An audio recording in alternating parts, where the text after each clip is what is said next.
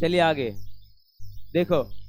अब यहाँ पर होगा अल्फा बीटा गामा, किरण निकलने के प्रभाव, किरण निकलने के प्रभाव, यानी किसी पदार्थ से यदि अल्फा बीटा या गामा किरण निकलता है तो उसमें क्या क्या इफेक्ट, क्या क्या चेंजेज होंगे। अब समझो, पहले देखो अल्फा किरण,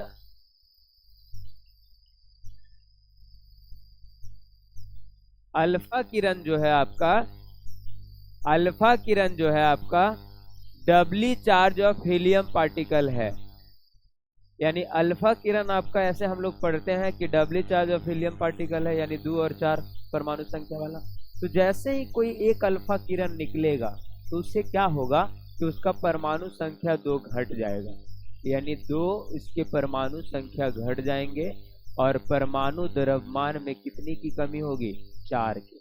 नीचे है परमाणु संख्या और ऊपर है परमाणु भार, तो ये द्रव्यमान में इसका कितना होगा, 4 कमी होगा परमाणु द्रव्यमान में।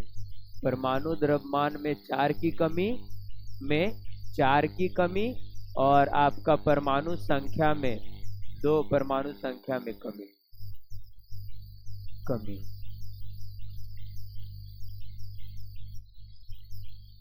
2 परमाणु संख्या में कमी होगा और 4 परमाणु द्रव्यमान में कमी होगा, में कमी होगा।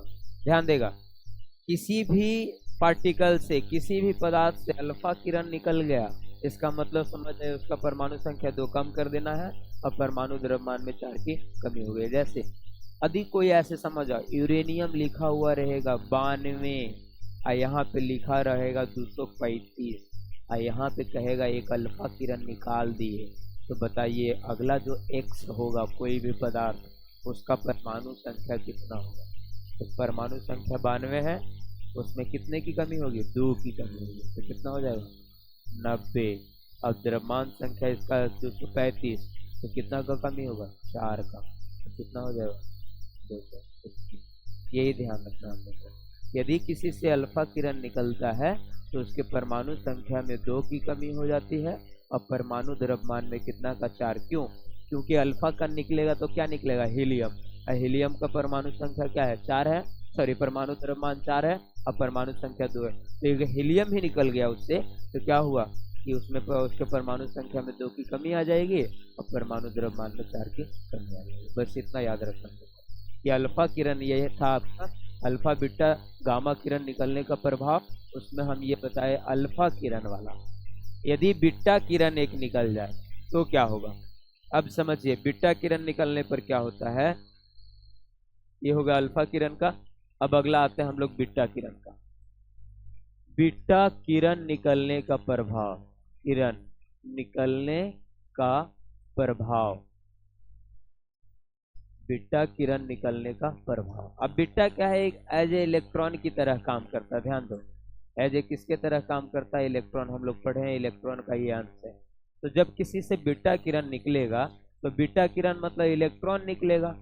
इलेक्ट्रॉन जब निकलेगा, ध्यान दो, इलेक्ट्रॉन जब निकलेगा तो क्या होगा, इलेक्ट्रॉन किसी से निकला हुआ, ऐसा समझते हैं हम लोग कि एक आपका पदार्थ ले लेते हैं हम लोग, सोडियम 11, समझो, आई है 23, इसका द्रव्यमान है 23। यदि हम इससे बीटा किरण निकालें, यानी बीटा किरण हम निकाले तो इससे क्या निकला आपका, इससे क्या हुआ कि आपका सिर्फ और सिर्फ ये जो आपका 23 ये बना हुआ है, तो किसका किसका जोड़ है, हम लोग पढ़े थे पहले कि प्रोटॉन और न्यूट्रॉन के मिलने से बनता है कौन सा संख्या, द्रव्यमान संख्या, प्रोटॉन प्लस न्यूट्रॉन। तो प्रोटॉन प्लस न्यूट्रॉन के मिलने से आपका द्रव्यमान बनता है। तो प्रोटॉन आपका क्या है, इसमें समझ आइए कि जितना आपका इलेक्ट्रॉन उतना प्रोटॉन रहता है, तो 11 और 12 आपका क्या है, न्यूट्रॉन है। और जैसे हम एक बीटा किरण निकालेंगे तो ओनली क्या निकलेगा, इलेक्ट्रॉन। तो इलेक्ट्रॉन घसकेगा, यानी परमाणु संख्या मतलब इसके ये परमाणु संख्या में बदलाव आएगा। परमाणु ये आपका, नहीं उल्टा बोल रहे, परमाणु ये आपका जो ये जो आपका है परमाणु संख्या, प्रोटॉन की संख्या पर निर्भर करता है। किस पे, प्रोटॉन की संख्या पर निर्भर करता है। तो इसमें बदलाव नहीं होगा, बदलाव किसमें हो जाएगा, द्रव्यमान संख्या।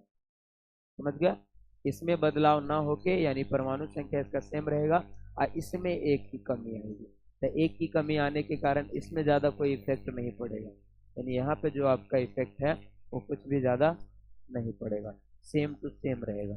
तो बीटा किरण जब निकलता है किसी से तो सिर्फ और सिर्फ उसका वर्ग बदलता है और कोई बदलाव नहीं होता। बस इतना इसमें जानना था। तो बीटा किरण आपका हो गया कंप्लीट। अगला आते हैं हम लोग गामा किरण में। गामा किरण, गामा किरण निकलने के प्रभाव, गामा किरण निकलने के प्रभाव, इसमें याद रखेंगे कोई प्रभाव नहीं, कोई प्रभाव नहीं, यानी ना तो परमाणु संख्या बदलेगा किसी का और ना ही परमाणु भार बदलेगा किसी का, सेम टू सेम रहेगा। बीटा अल्फा किरण में दो चीज बढ़ रहा था, परमाणु संख्या 2 कम गया था, परमाणु द्रव्यमान 4 कम गया था। बीटा निकला तो सिर्फ वर्ग बदला, यानी एक आपका वर्ग जो है वो चेंज हो जाता है, बाकी चीजें उसके पास भी सेम ही रहता है। और यहाँ पर आपका इसमें कोई प्रभाव नहीं पड़ेगा, गामा किरण निकलने के कोई प्रभाव नहीं पड़ता। तो बस यही था आपका तीनों का इफेक्ट। तीनों का इफेक्ट हो गया क्लियर आपका।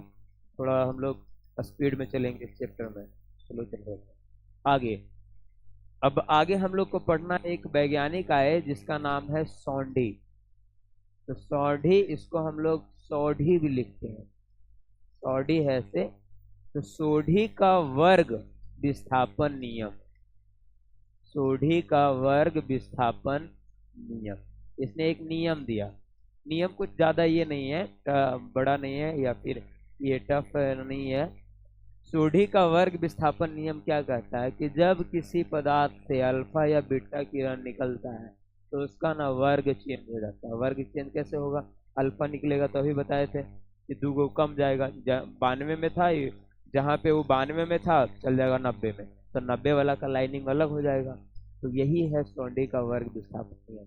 सौंडी के अनुसार जब किसी पदार्थ से अल्फा बीटा किरण निकलता है तो क्या हो जाता है? आपका वर्ग बदल जाता है। तो तत्व का वर्ग बदल जाता है, वर्ग बदल जाता है, वर्ग बदल जाता है। इसे वर्ग विस्थापन नियम कहते हैं। बस ये टूल याद करने वाला था इसमें, तो इसे वर्ग विस्थापन नियम कहते हैं। हो गया कंप्लीट। सोढ़ी का बोलेगा वर्ग विस्थापन, यहाँ से ऐसे सवाल एग्जाम में आते हैं, कॉम्पिटिटिव एग्जाम में, कि वर्ग विस्थापन नियम किसने दिया है? तो वर्ग विस्थापन नियम किसने दिया है? सोढ़ी ने।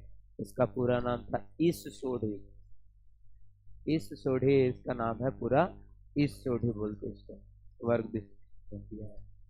चलिए हो जाएगा ये भी कंप्लीट। आगे अब देखिए, अब यहाँ पे हम लोग चलेंगे रेडियो सक्रियता पर। देखो, रेडियो सक्रियता की घटना जो है ना, उससे रिलेटेड आपका 2 तरह की घटनाएं होती है। एक को हम लोग बोलते हैं विखंडन और एक को हम लोग बोलते हैं संलयन। एक का नाम है विखंडन और दूसरे का नाम है आपका संलयन। विखंडन को यहाँ पे नाम दिया जाता है नाभिकीय विखंडन, नाभिकीय विखंडन, एक को नाम दिया जाता है नाभिकीय संलयन, नाभिकीय संलयन। दोनों क्या है? रेडियो सक्रियता का एक अंग है जिसमें आपका क्या होता है, यहाँ समझेंगे कि नाभिकीय विखंडन और संलयन एक क्या है, आपका प्रोसेस है जिससे ऊर्जा प्राप्त किया जाता है। जैसे सूर्य के पास ऊर्जा लगातार बन रहा है, सूर्य के पास एनर्जी बन रहा है, तो उसका स्रोत कौन है? संलयन। हम लोग भी एनर्जी उत्पन्न करते हैं तो उसका स्रोत कौन होता है? विखंडन। ये आपका नाभिकीय विखंडन है और संलयन है। विखंडन पर 2 तरह के प्रक्रियाएं आधारित है। एक का विद्युत बिजली भी यहीं से बनता है और दूसरा आपका यहाँ पर बम जैसे विस्फोटक सामग्री, बम वगैरह जो है आपका यहीं पे बनता है। बम या विस्फोटक सामग्री किस पर आधारित है? आपका नाभिकीय विखंडन पे। संलयन वाला में जो है आपका, इससे भी क्या बनेगा? बम बनेगा और इससे भी आपका नाभिकीय संलयन में क्या बनेगा? ऊर्जा। बम इसमें भी बनाया जाता है, इसमें भी। एक देखिए, दो तरह के बम आते हैं, एक है विखंडन वाला बम,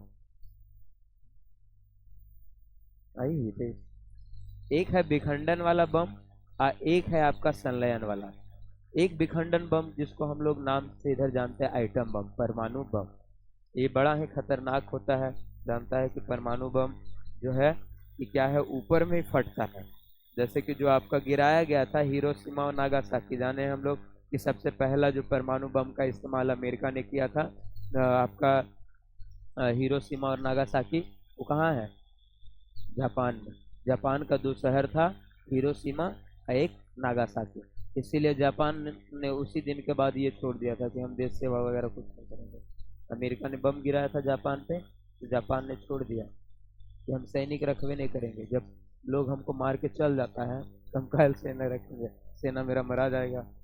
और अमेरिका ने मारा था, इसलिए अमेरिका के ऊपर इल्ज़ाम लगाया गया। मतलब सारे देशों ने मिलकर ये बोला कि आप परमाणु बम इसके ऊपर मतलब ये हमला कर दिए। तो अभी क्या है कि अब जापान में सेना कौन रखता है, और जापान में अपना जापानी सेना नहीं, बिहार पुलिस जैसा तैयार नहीं होता वहाँ, इंडियन सेना जैसा उसका अपना सेना नहीं है। वो क्या करता है, अपना दूसरा सेना जो है आपका, दूसरे लोगों का जो सेना है उसको किराया पे लिया हुआ है, पैसा पे नहीं, मतलब कहने का मतलब भाड़ा का सेना है वहाँ पे। सेना अमेरिका का है और सेना रखने वाले पैसा देता है, इसलिए कि अब आप बम गिराओ, हमको क्यों मतलब है, हाँ तुम्हारा ही सेना जाएगा, इस दिमाग से कि अब तुम्हारा ही सेना जाएगा, बम गिराओगे हमारे ऊपर। तो हालांकि अब तो नहीं गिरा सकता, उस टाइम ऐसी स्थिति थी, द्वितीय विश्व युद्ध चल रहा था, उस टाइम गिरा दिया। हिरोशिमा और नागासाकी दोनों पे कौन से बम गिरे हैं, अणु बम गिरे हैं। परमाणु बम कम था, अणु बम ज्यादा था। परमाणु बम में भी दो टाइप का बम है, एक अणु बम है, एक परमाणु बम है। परमाणु बम में क्या होता है कि जैसे कि एक सबसे निचली सतह पे गिरेगा, वो परमाणु बम जो है सबसे निचली सतह पे गिरेगा, और निचली सतह पे गिरने पे वो क्या करता है, वो जहाँ पृथ्वी को भी क्षति पहुंचाता है। अणु बम में क्या है कि ऊपर फटा और उससे क्या हुआ, बम फटने से कोई दिक्कत थोड़ी है। ये देखिए बम फटा वहां पे, तो बम फटने से दिक्कत नहीं है। हम बताए उस बम में कौन किरण है, गामा। गामा जाके उस सेल को मारता है तुम्हारे बॉडी के अंदर, वो इतना दूर तक रेडिएशन फैल गया, जितना दूर तक रेडिएशन फैला वहां तक वो किरण गया, और उसके बाद मारता है, उस टाइम नहीं मारा, उसके कुछ देर के बाद मारेगा, तुरंत तुरंत फिर नष्ट करेगा। इसीलिए अणुबम वगैरह ये सब आपका है। उससे भी ज्यादा खतरनाक बम बनाता है जो संलयन पे बनता है। परमाणु बम को फोड़कर एनर्जी उत्पन्न करके उस पे बनाया जाता है संलयन बम, इसलिए ज्यादा खतरनाक होता है। एक परमाणु बम ऐसा माना जाता है कि एक दो शहर को तबाह करने के लिए आसान, मतलब समझ आए कि एक दो शहर क्या, बड़ा बड़ा जो आपके एरिया वाला शहर है वो। परमाणु बम एक दूसरे को के ऊपर कभी भी लोग नहीं छोड़ते हैं। मतलब अब जैसे सीमा हो गया ना, पहले तो युद्ध युद्ध में क्या है कि कहीं भी जाके कोई बम गिरा देता है, और जब युद्ध नहीं चल रहा है तो आप कहाँ से मारिएगा, अपने देश से। तो जब अपने देश से परमाणु बम मारिएगा तो पहले अपना साफ कीजिए। जैसे हम वहां से परमाणु बम छोड़ेंगे तो उसका अपना देश का मतलब ये खत्म होगा आधा एरिया, और फिर ये आधा एरिया इधर का खत्म होगा। इसलिए परमाणु बम लोग बोलते हैं, छोड़ता कोई नहीं, धमकी सब देगा, अमेरिका तक भी धमकी देगा हम छोड़ देंगे। छोड़ो, आधा पहले तुम अपना साफ करेगा तब ना, मतलब जहां से तुम छोड़ेगा तो उस एरिया को भी तबाह करेगा उसके बाद। और उससे भी ज्यादा खतरनाक बनाया गया है आपका हाइड्रोजन बम। ये इतना ज्यादा खतरनाक है कि गलती से यदि कोई एक देश अपना छोड़ लिया तो दो तीन देश एक साथ जाएंगे, मतलब आपस में भी छोड़ दिया कभी गलती से हंसी मजाक में। इसीलिए नॉर्थ कोरिया वाला आदमी को जानता है, किम जोंग, वो धमकी देता है, वो कुछ ही कहता हम परमाणु बम नहीं फोड़ेंगे, कुछ ही हाइड्रोजन बम हम जाएंगे तो जाएंगे लेकिन तुमको लेके, वो अमेरिका को बोलते, धमकी देता अमेरिका को। हाँ, पागल है भी वो। उसके देश के यहाँ समझ रहा है, देश की अर्थव्यवस्था खराब है, उसके यहाँ खाना का अभाव हो गया है ना, इतना ज्यादा परमाणु बम वगैरह बनाया, रेडिएशन से पृथ्वी अब उपजाऊ रही ही नहीं, और उसके बाद उसका पृथ्वी उपजाऊ नहीं है तो खाना बना नहीं पा रहा है, और खाना मतलब फसल सही से नहीं उत्पन्न हो रहा है, तो इसलिए उस लोगों को सलाह दिया दो रोटी से ज्यादा नहीं खाना है। और उसका वहाँ ये है, खाना ये वो किंग मतलब डॉन है उसका। हाँ, जो बोलेगा वो होगा, 2 रोटी ज्यादा खाता नहीं है। वहाँ सब चीज वहाँ यूरिया की कमी हो गई, फर्टिलाइजेशन का। तो उन लोग बोलते हैं कि टॉयलेट जो होता है, टॉयलेट बोतल में करने के लिए सलाह दिया जाता है, या फिर वैसे जगह पे जार वीकर वगैरह में, कि उस पानी से जो आपका उसमें यूरिया है, हम लोग का जो यूरिन है उसमें भी यूरिया की मात्रा है, तो उससे ही यूरिया बनाता है वो। मतलब इतना मतलब समझो कि तानाशाह करने के चक्कर में इतना ज्यादा घटिया स्थिति कर लिया अपने देश का। लेकिन लोग बोल भी नहीं सकता है वहां पे, और दूसरा कोई घूमने जाके अति भी नहीं कर सकता है। हाँ, कहाँ पे? तो तुम रह पाएगी? हाँ, रह पाएगी? तो तुम रहेगी तो तुम्हारा शरीर फिर नहीं रह पाएगा। हाँ, रूह रहेगा तुम्हारे अंदर, आत्मा, शरीर गायब, कंकाल। हाँ? हाँ? उसके घर में स्पेशल लागू कर दिया जाए, वो आदमी को मार दे, पता चला किम जोंगियो को ही मार दे, उड़ा दे। हाँ? नहीं, मतलब नहीं, एक मतलब कम मिनिमम खाना खाना है एकदम। 2 रोटी कर दिया तो नाश्ता में उतना ही खाना है, कथी में उतना खाना है, चावल ज्यादा नहीं है। यहाँ नियन भोज नियन नहीं कि अभी जा रहा है एकदम पार्टी में पूरा दबा के। इसीलिए इसीलिए ना डर रहा है सब उससे, जानता है कि पगला है, पगला आदमी सुलझना अपने लिए खतरनाक है। इसीलिए कोई उससे नहीं उलझता है। ये नहीं है कि पाकिस्तान से भी भारत जब है लड़ाई के दौरान डरवे करता है, यू छीटे है, यू कहेगा कि हम जा रहे हैं तो जा रहे हैं तोरे साफ करके, ऐसे में डर लगता है। लोग उससे पावर से नहीं डर रहे हैं, लोग इससे डर रहे हैं कि वो मर के मतलब मार दिया तो। जैसे आतंकवादी है जो खतरनाक नहीं है, एक होता स्लीपर सेल। स्लीपर सेल मतलब खुद सोने वाला, यानी वो मरने के लिए खुद तैयार है, वो ज्यादा खतरनाक है। कि वो बम लगा के, बम लगे ले आए कहीं भीड़ में, वो मरने के लिए तैयार है। जो जीने के लिए, जैसे कि वो आतंकवादी है तो उसके पास भी प्राण है, तो वो भी सोचता है कि हम मार के बचे, हम दूसरा को मारे लेकिन खुद बच जाए। लेकिन यही कह रहा हम खुद दे जाएंगे, वो ज्यादा खतरनाक है। वही बात में इन लोग है। तो हाइड्रोजन बम वही बता रहे हैं, हाइड्रोजन बम परमाणु बम से 110 गुना खतरनाक है। यानी अब सोचो, परमाणु में बम इतना खतरनाक है कि एक देश को साफ करने के लिए अब तो अब कुछ लोगों ने क्या बना लिया है, मैप बम। मतलब मैप के हिसाब से बम का एरिया कवर करने के लिए रसिया ने बनाया है मैप बम, कि हम जिस देश पे छोड़ेंगे वो देश साफ, पूरा मैप पे, मतलब मैप से जहां जहां उसका विस्तार है वहां तक साफ। हाँ, कोई भी इंडिया भी साफ कर सकता है, इंडिया को भी। लेकिन इंडिया, हाँ, ये वो है कि हाँ ये एक सहाय मतलब अच्छा सहायता करने वाले लोग हैं। इसीलिए ना हम लोग रशियन चीज पे भरोसा करते हैं। है, रसिया हमारा सबसे अच्छा दोस्त है। रशियन चीज मतलब उसके टैंक वैंक जो अभी कहाँ देखो समझ जाता है सब। S-400 उन्होंने दिया, जिसका इस्तेमाल हम लोग ने युद्ध में किया। कहाँ जा रहे हैं?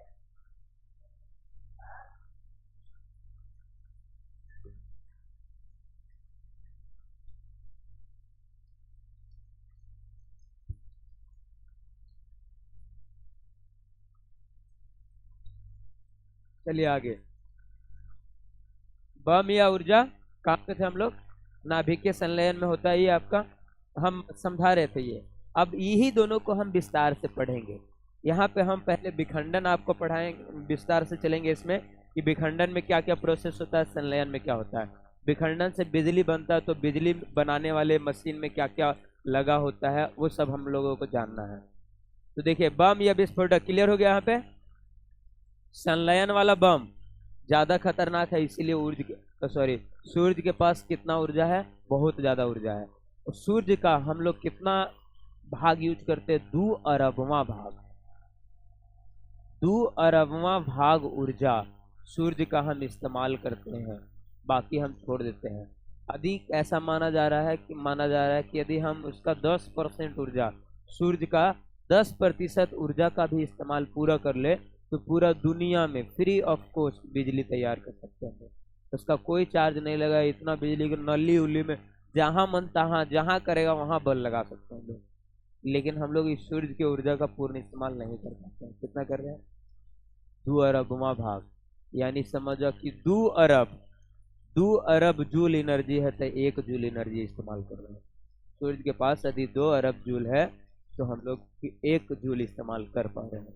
इसीलिए ना अभी सोलर पे ज़्यादा लोग एक्टिव हो रहे हैं। सोलर सिस्टम यानी सोलर पैनल ज़्यादा बनाया जा रहा है। दुनिया में सबसे बड़ा सोलर पैनल हम लोग के पास बनाया जा रहा है।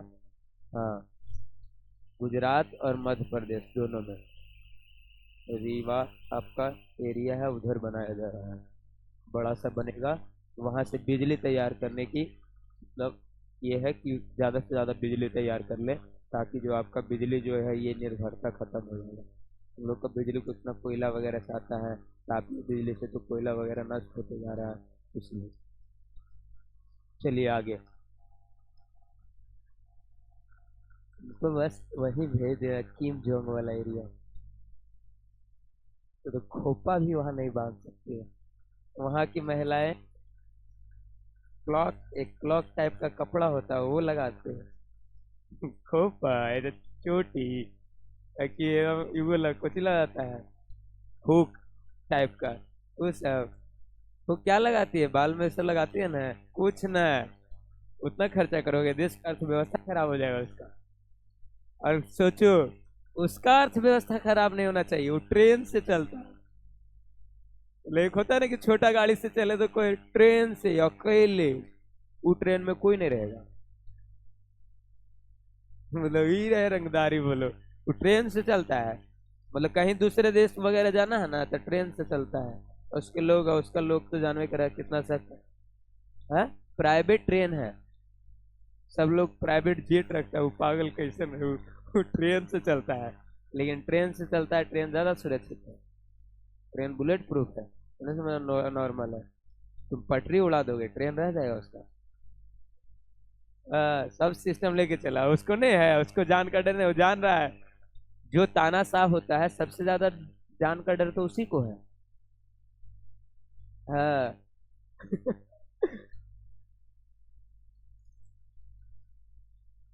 आज आज स्कूल जाना है हमको, ठीक।